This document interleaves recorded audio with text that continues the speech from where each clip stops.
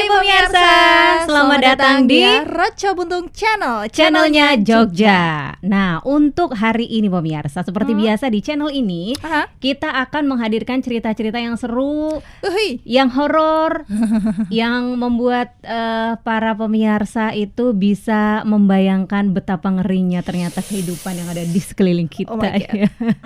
Nah, hari ini berbeda ya. Kalau kemarin sama ada yang cowok-cowok, terus sama Mei, kali ini saya beda lagi temennya. Oh my God. Kita kenalan dulu ya. Masih bersama saya Hani Wandira dan juga Egi Arum, yang hari ini siap menceritakan sesuatu yang apa Gi?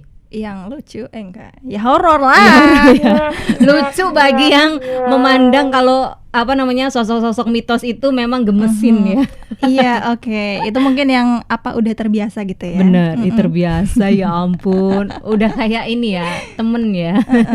Baik, tapi sebelumnya seperti biasa jangan lupa untuk like, comment, dan juga subscribe di Roco Buntung Channel, karena nantinya akan ada banyak cerita horor yang pastinya bakal bikin merinding. Bener. Iya, jangan lupa juga ya untuk nyalain loncengnya supaya pemirsa bisa tahu updatean terbaru dari video-video kita. Betul.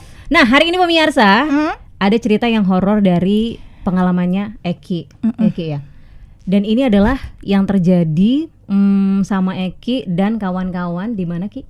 Itu di Bali, Pulau Dewata. Bukan Bambang Lipuro toh? Bukan.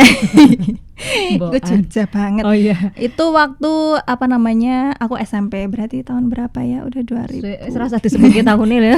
Ya pokoknya sudah lama. SMP. Oke, pemirsa, kita kalau gitu langsung saja ke ceritanya. Oke.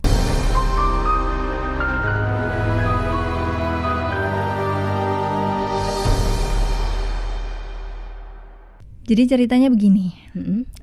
Waktu itu aku SMP ya. Nggak tahu tahunnya, lupa aku tahun berapa. Nah, itu menurutku ini tuh cerita yang paling mistis dalam hidupku. Soalnya kan aku nggak pernah lihat yang macam-macam kayak gitu, nggak pernah mengalami sih. Nah, menurutku ini yang paling horor dalam hidupku waktu SMP itu di Pulau Dewata di Bali. Ketika itu kita lagi study tour. Oke, biasa ya kalau study tour pasti rame ya. Sama teman-teman kayak gitu. Nah, itu kita nginep di salah satu hotel, nggak usah disebutkan ya. Dan kalau daerahnya di lupa aku di mana. Oke, pokoknya sana ya. Pokoknya di sana. Terus kita nginepnya itu di hotel itu 2 malam. Kalau aku sama teman-temanku, aku nggak tahu sih kenapa sempat dipisah. Jadi hotelnya tuh pas malam pertama itu aku sama temanku cuma satu kamar kalau nggak salah. Satu kamar atau satu lantai, aku lupa. Nah, begitu hari kedua itu baru rombongan teman-temanku yang lain yang seangkatan itu ke hotelku yang itu. Nah, sebenarnya pas malam pertama itu udah agak mistis-mistis kayak gitu, cuma belum kerasa banget. Oke. Nah, itu dalam satu kamar tuh berapa orang? 4 orang. Oh, 4 orang. 4 orang. Terus, nah pas teman-temanku itu udah mulai pindah kamar, pas malam kedua itu kan biasa anak SMP agak jahil-jahil gitu. Betul. Masih masa remaja. Iya. Nah, yang namanya Bali itu kan memang terkenal dengan sakral gitu ya. Nah, di sana di tangga-tangganya itu kan banyak apa sih kayak sajen, sesaji, terus dupa-dupa kayak gitu. Nah, aku dengar-dengar tuh anak-anak entah itu sengaja atau nggak sengaja kesampar. Oh, nyandung gitu ya? Entah nggak itu emang sengaja disampar. Ya kayak disampar kayak gitu loh, sampai jatuh, sampai berantakan kayak gitu. Padahal kita tuh udah diwanti-wanti kalau di sana itu jangan sampai berbuat yang aneh-aneh, perkataan yang aneh-aneh, ya termasuk dijaga sikapnya kayak gitu. Nah, tapi ya sekali lagi karena mungkin masih anak remaja dan ngeyel-ngeyel kayak gitu kan, terutama yang cowok-cowok itu pada nyampar sesajen sama dupa. Nah, terus pas malam kedua itu tuh mulai ada suara kayak apa ya, antara suara ketuk-ketuk gedor-gedor tapi kedengarannya tuh kayak gempa huruk-huruk kayak gitu loh. Itu di mana? Di kamar? Di jendelanya. Jendela kamar. Padahal kalau dipikir itu kan sampingnya itu pura. Nah, terus ada tembok tinggi. Dan kita tuh udah mikir itu tuh nggak mungkin ada orang yang lewat situ, yang gedor-gedor, itu nggak mungkin kayak gitu loh.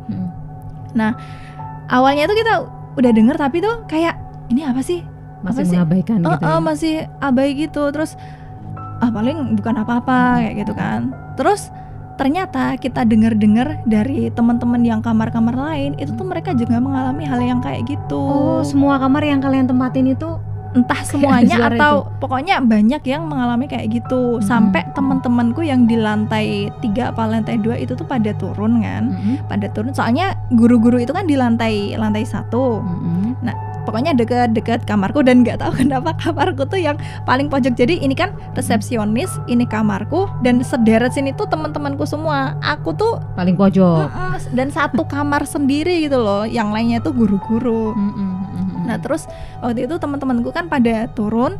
Kita ingat banget aku 8 orang. Kita berdelapan ngumpul di kasur.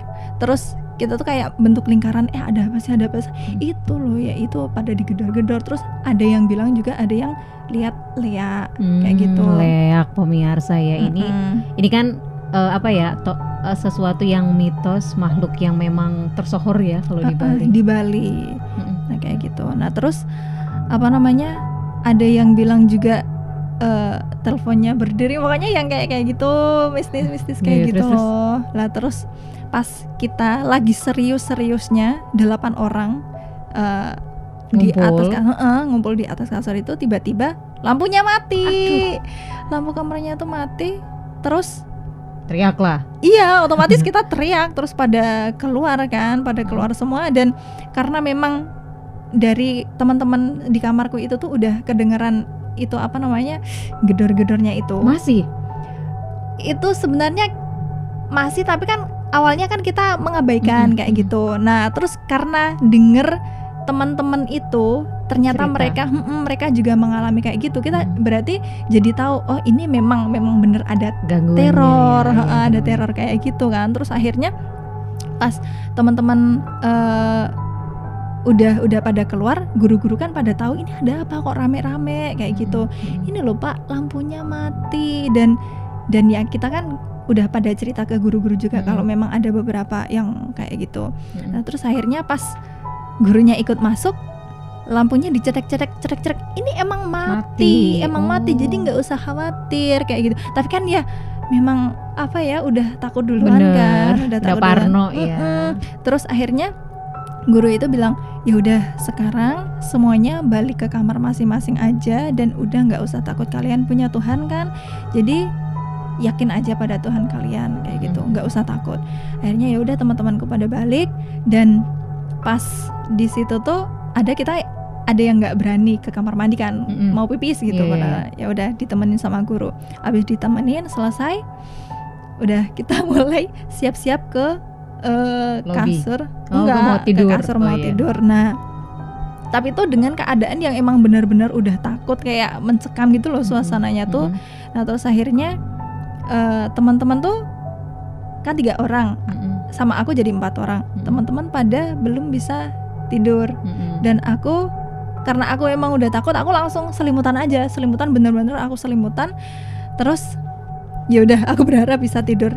Tiba-tiba suaranya itu balik lagi, guru kayak gitu, keras banget. Teman-temanku pada teriak. Terus akhirnya mereka pada keluar. Nah aku sendirian di kamar. Iya, karena aku udah terlanjur selimutan, tapi aku denger itu. Dan aku bener-bener ya ampun, gimana, antara aku pengen keluar, tapi aku takutnya ketika aku buka selimut ternyata di depanku ada leak.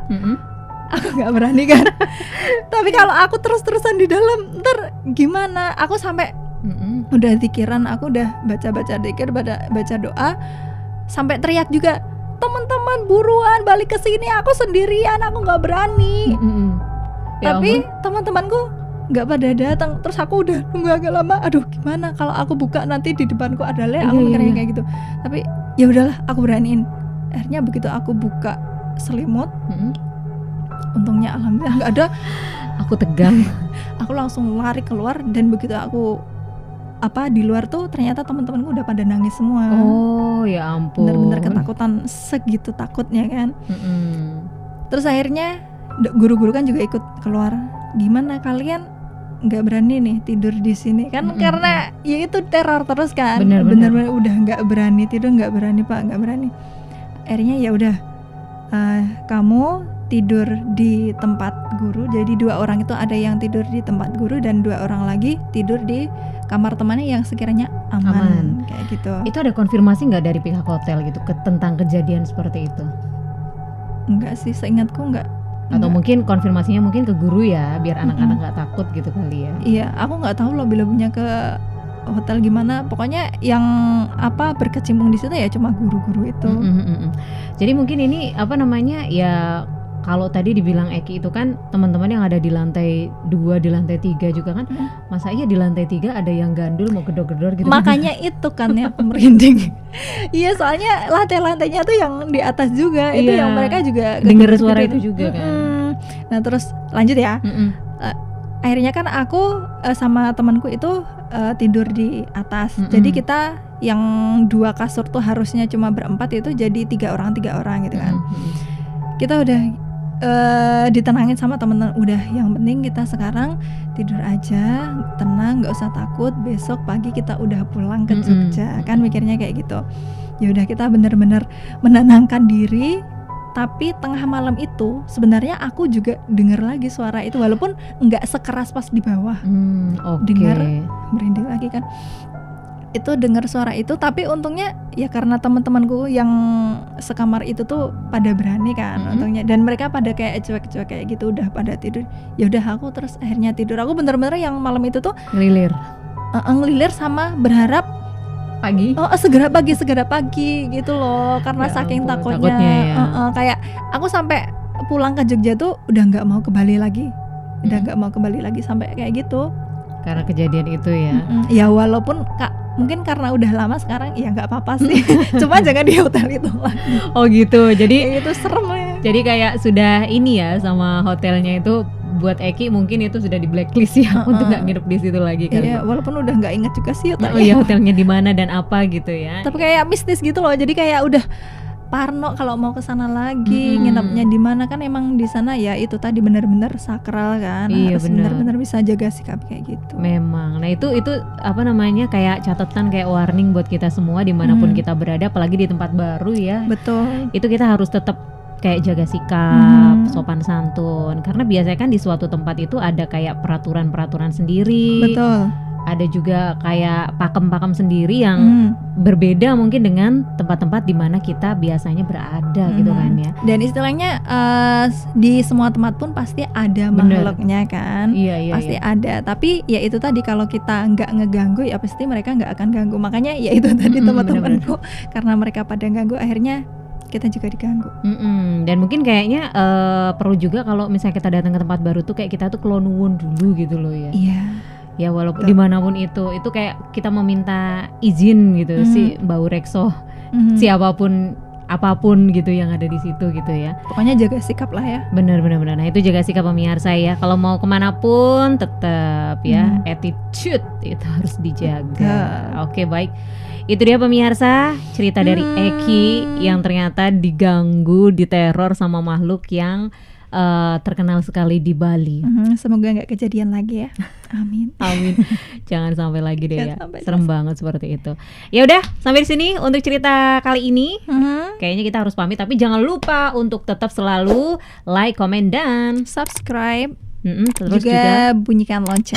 Bener, supaya nanti kalau misalnya ada updatean dari video-video terbaru kita, kamu langsung tahu. Betul. Ya. Kalau misalnya pengen ceritain sesuatu juga yang serem-serem, yang horor, atau juga pengen menceritakan sesuatu yang menurut kamu itu perlu diketahui oleh banyak orang dan menarik, bisa juga dikirim ke medsosnya Reco Buntung atau juga langsung komen di bawah aja. Oke? Ya udah, kayaknya kita harus pamit ya. Saya Hani Wandira. Saya Egi Aro. Pareng.